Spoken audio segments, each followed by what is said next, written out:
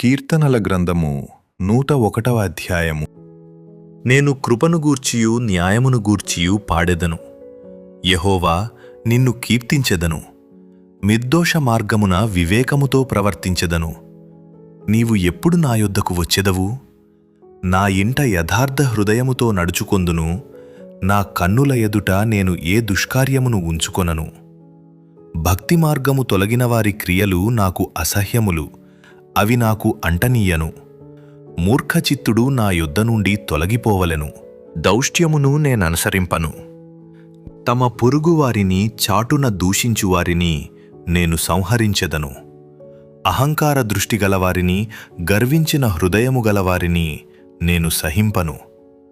నా యొద్ద నివసించున్నట్లు దేశములో నమ్మకస్తులైన వారిని నేను కనిపెట్టుచున్నాను.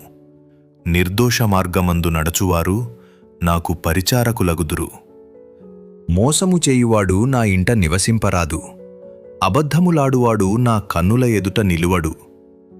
యెహోవా పట్టణములో నుండి పాపము చేయువారినందర్నీ నిర్మూలము చేయుటకై దేశమందలి భక్తిహీనులందర్నీ ప్రతి ఉదయమున నేను సంహరించెదను.